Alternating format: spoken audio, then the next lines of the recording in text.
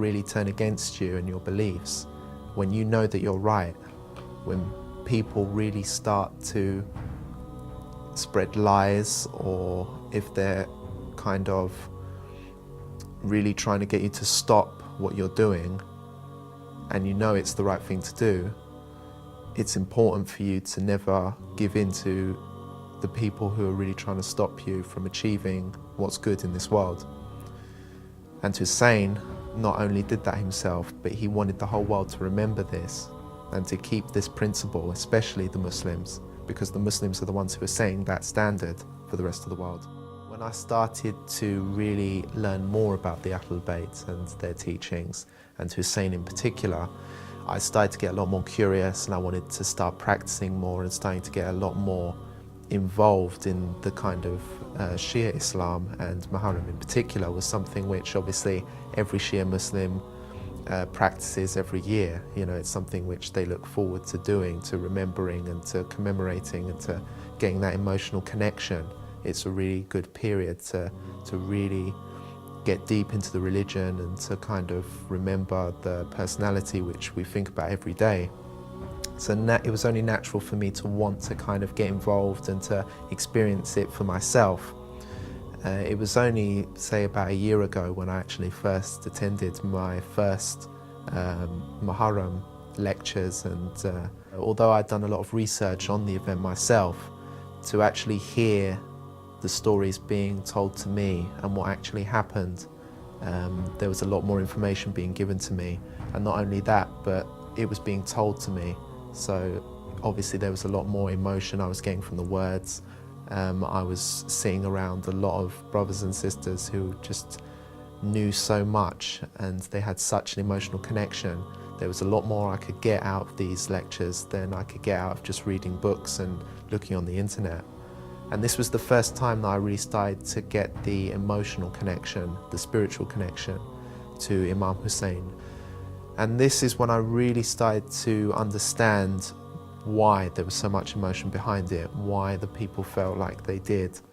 Because when you get to see it with your own eyes, you really start to understand that these people really do have love for Hussein and the Prophet's family. And when you see it for your own eyes, you really start to understand that these are the real Muslims, the real Islam, you know? You start to see how the people feel, even to this day, how they feel about what happened 1400 years ago. And that in itself really touched me and my heart, you know? It really touched me personally to see how these people still feel even today. And it really helped me on my path towards Shia Islam, and it really helped me on my path towards getting closer to the Prophet and the Ahlul Bayt and Islam in general. The best thing to me about this period, Muharram, that I practiced was definitely the community coming together. The lectures are very, very interesting and inspiring, and obviously a lot which I learn about during these lectures touches me personally. But what really I like to experience during that period was the community atmosphere. Everyone comes together during that period, everyone feels the same, and everyone wants the same kind of experience to come together, to really kind of connect spiritually. And it's one of the best periods to kind of come down to meet new people.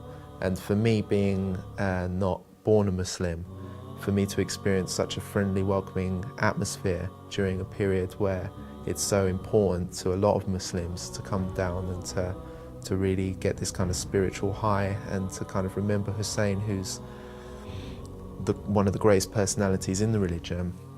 And for me to be so welcomed in and to kind of have the experience shared with me, and for everyone to be kind of welcoming me in and wanting me to learn more, really kind of hit me personally. It really kind of affected me and made me feel that I was not only welcomed, but also that they wanted me to be a part of what they were feeling. They wanted me to be a part of the emotional connection.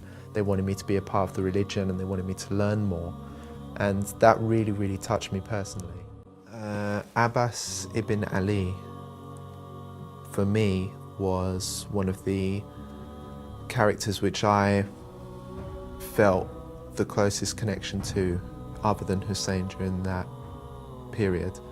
The reason being was probably because although they were all suffering, all of them, the whole Hussein and all of his companions, and a lot of his companions there were also his family, and they were not all men, there was women and children there as well.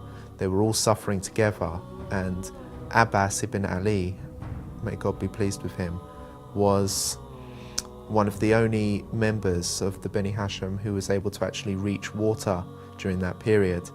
And although he had the opportunity, he could have quickly relieved himself of some of the suffering. He could have drunk some water, he could have spent a bit of time there, maybe washed himself down a little bit, at least relieved himself just that tiny bit before trying to come back. He didn't even think twice, you know, he just filled it up. The first thing that was on his mind was Hussein and his family, to bring the water back for them. And for me, I personally felt as if that was such an amazing way of thinking. Abbas was always the kind of character who I personally felt connected to, because again, I felt as if that was something that I would have wanted to do in that situation. You know, all Shia Muslims would want to say to themselves, if they were in that situation, I would want to be the one that runs out and tries to grab water for Hussein. I would be the one who wanted to fight for Hussein and to defend him and his family. And Abbas was one of the people who actually did what we would all want to do.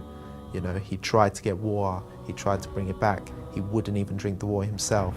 And all of this was just so amazing for me and made me feel as if, again, these were just the best personalities. And it's just such a shame how they were treated. Even now, it's emotional for me to talk about, you know, how Abbas had so much love for his family and for Hussein, as we all do. But for him to have the opportunity to at least relieve himself, and he refused. You know, we've all fasted, we all know how it feels to be thirsty, but to be so thirsty in that heat as well, even me, I don't know how that feels. And to have that opportunity and then to just refuse without even giving it a second thought, just trying to bring the water back. And how he suffered, you know, because I have family, we all have family. If we was in that situation, you know, we would want to do the best for them, you know. And for him to be trying so hard just to give them water is just so sad, you know, how he was really oppressed and how hard he worked and how he died just trying to give them something, you know. It's very emotional, and that really touched me.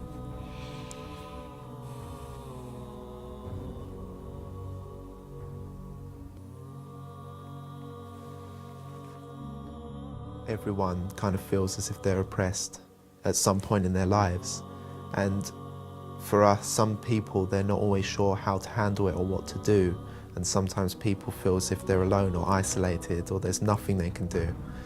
But when you sort of read or learn about this experience, this the Muharram in particular, this story, you really know that even though there may be a lot of people, powerful people, oppressing or like pushing you down, you should never ever let those people get over you doing the right thing, you know.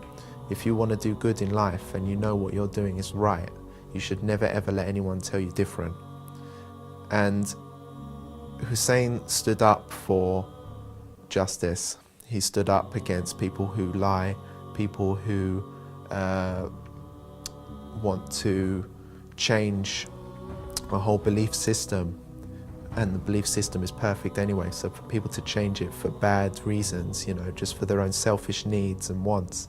And the lessons which you learn on how to deal with these kind of problems which you face in life, you know, me in particular, in the workplace, there are times where I might feel as if someone is not treating me in a good way, or that the system which they have is not working, or I may feel as if there's people out, you know, if you're trying to do good in work or in life or with your family, you know, sometimes people don't want you to achieve the right thing, to achieve what's good for you or your family, you know, because they have their own selfish things